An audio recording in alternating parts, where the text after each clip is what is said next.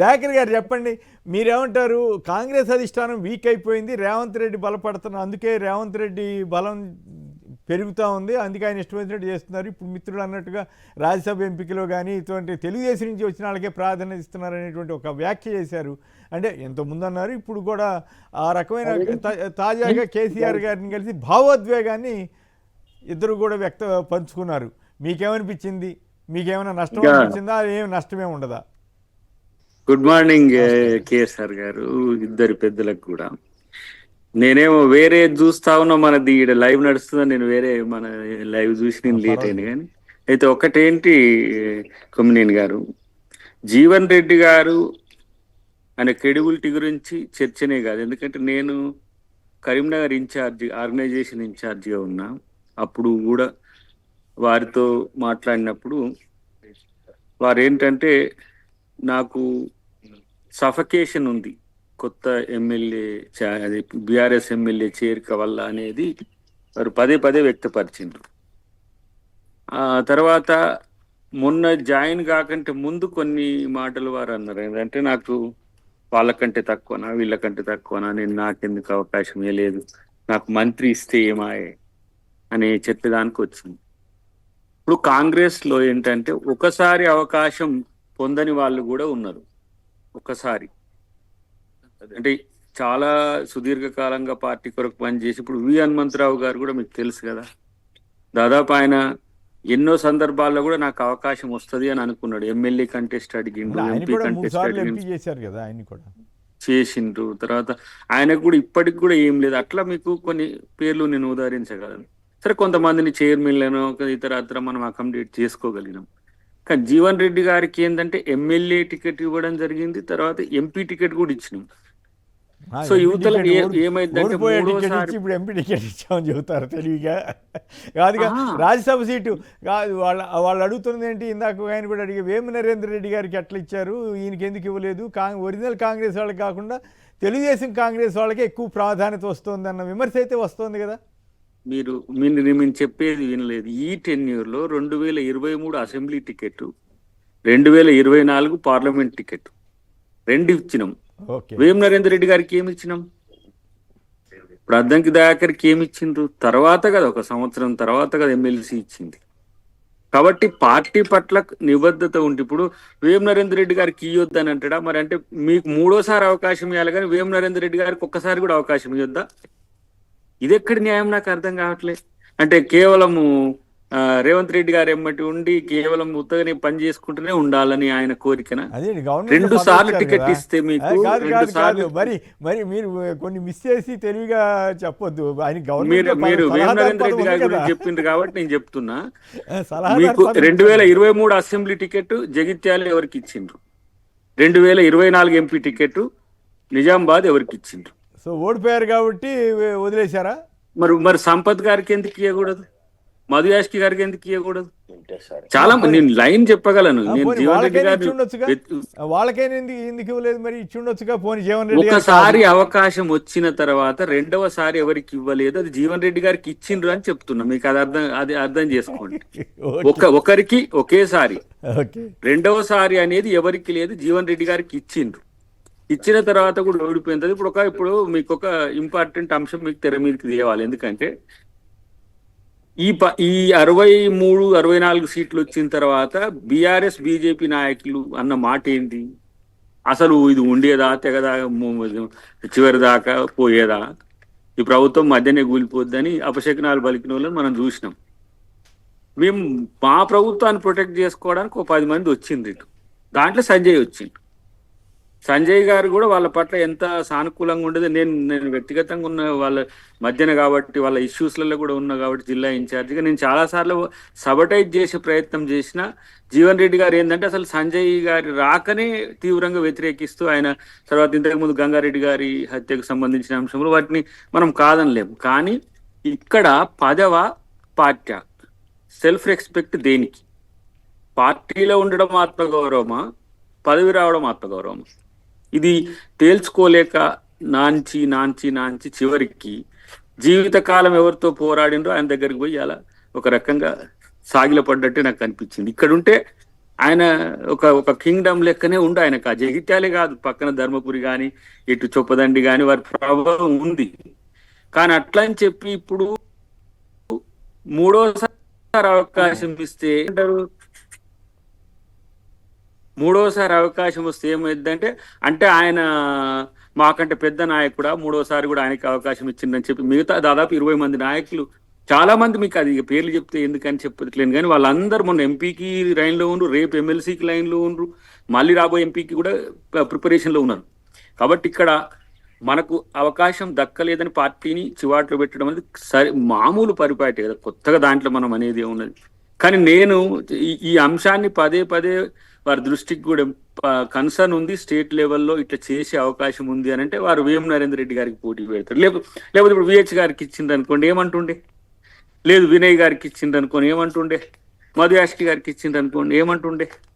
కాబట్టి ఇక్కడ ఒక్కసారి కూడా అవకాశం పొందని వాళ్ళకు మాత్రమే అవకాశాలు ఇస్తారు. నా దగ్గర కూడా ఎంతమంది పోటీకి వచ్చిండ్రు, చివరికి ఇన్నిసార్లు దీన్ని ప్రొలాంగ్ చేస్తున్నాం కాబట్టి ఫస్ట్ దయాకర్ది ఉంచుదాం, తర్వాత మీరు ఎవరి పేర్లను పెట్టుకోండి అని ఏఐసిసి పిసిసి అన్నాక కదా నాది నేమ్ వచ్చింది.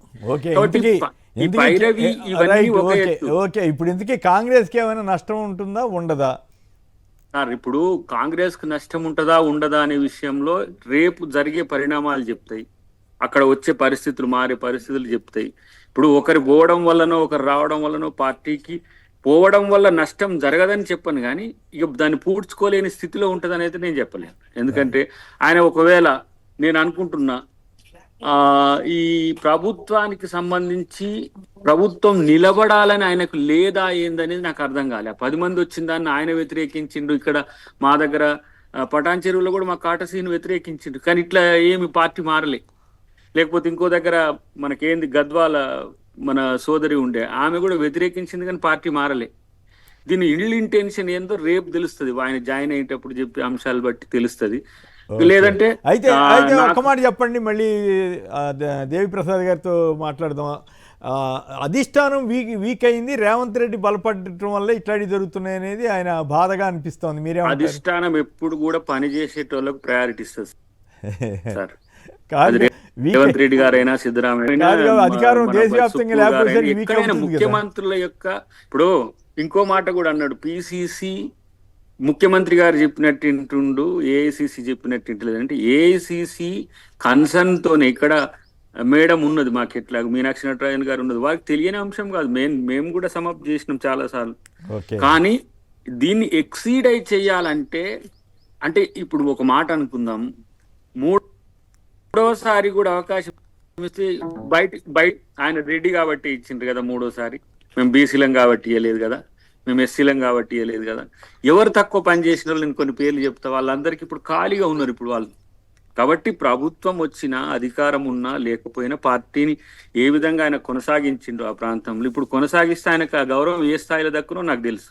కానీ నేను దానికి కాదు, నాకు రేవంత్ రెడ్డి గారు వ్యతిరేకిస్తుండ్రు, పార్టీలో నాకు ప్రయారిటీ, పార్టీలో ప్రయారిటీ ఏంది, ప్రతి సందర్భంలో జీవన్ రెడ్డి గారిని జిల్లా పార్టీలోనైనా స్టేట్ పార్టీలో ఆయన గౌరవం ఇచ్చింది. ఎట్లా ఉంటుంది రైట్ ఓకే, ఎట్లా ఉంటుంది కేసీఆర్ జీవన్ రెడ్డిల ప్రయాణం, కలిసి ప్రయాణం భవిష్యత్తులో ఎలా ఉండే అవకాశం ఉందనుకుంటున్నారు?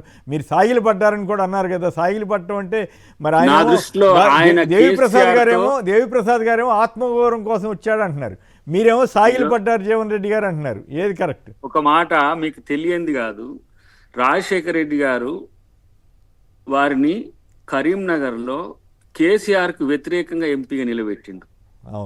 ఎట్లా ఆ ఉద్యమ కాలంలో కూడా ఆయన 15,000తో గెలిచిండు. అప్పుడు మేమందరం కూడా కేసీఆర్ కు పని చేసినాం. అప్పుడు ఎందుకు మేము ప్రజా సంఘాలుగా ఉన్నాం, మాలమానాన్ని నుంచి నేను ఎవరు కేసీఆర్ గారికి సపోర్ట్ చేసిన. కానీ ఆ సందర్భంలో కూడా అంత ధీటుగా ఎదుర్కొన్న శక్తి ఉంది ఆయన.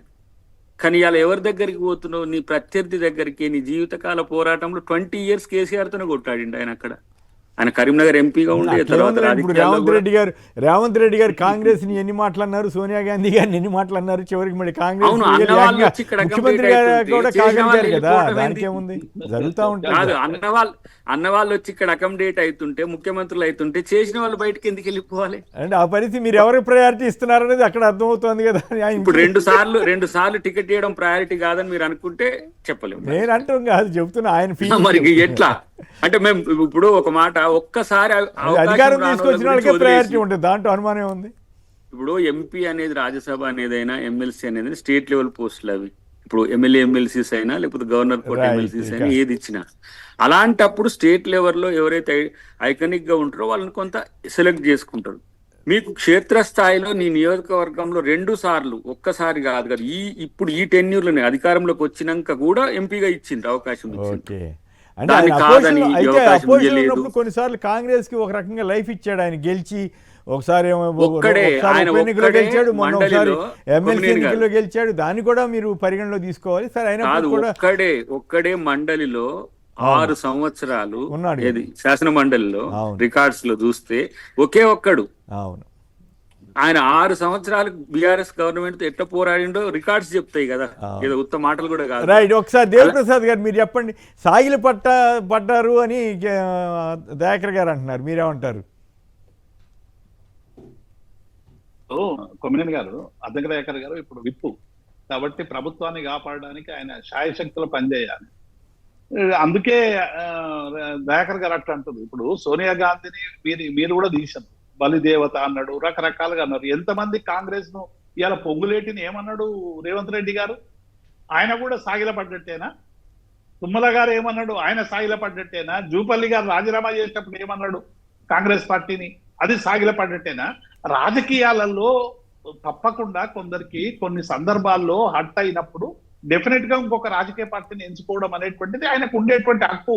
కొమ్మినేని గారు హక్కును మనం అంత తేలిగ్గా తీసేది. ఇప్పుడు వారు ఇన్ఛార్జిగా ఉన్నారు కాబట్టి లోతైన విషయాలు వారికి తెలిసి ఉండొచ్చు, దయాకర్ గారికి లోపల జరిగినటువంటి. కానీ బండి సంజయ్ గారి మీద జీవన్ రెడ్డి గారు పోటీ చేసి ఓడిపోయిండు. కార్యకర్తలందరినీ గట్టిగా నిలబెట్టి ఎదురొడ్డి పోరాడిండు బండి సంజయ్. బండి సంజయ్ గారు ఇవాళ బండి సంజయ్,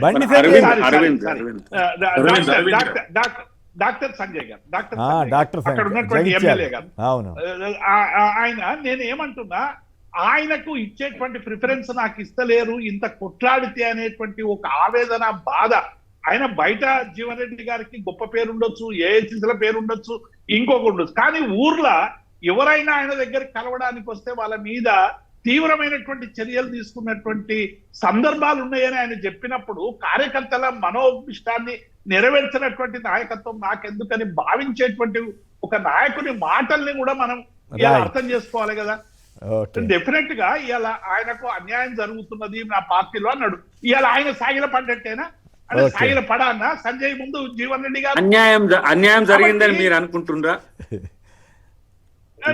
ఇప్పుడు నేను అనుకుంటలేను, 2 సార్లు టికెట్ ఇచ్చిన తర్వాత కూడా అన్యాయం జరిగిందంటే ఇప్పుడు ఎట్లా? ఒకే టెన్యూర్లో 2 సార్లు టికెట్ ఇవ్వడం అన్యాయం. పదవుల గురించి కాదు.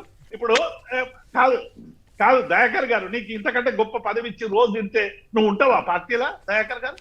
అసలు నాకు ఏమి ఇవ్వకపోయినా ఉంటాను నేను. నాకు ఎవరు ఏమి ఇస్తే దేవి గారు, నాకు ఎవరు ఏమి ఇస్తారనే ఆలోచన కూడా నాకు లేకుండా. Right, okay.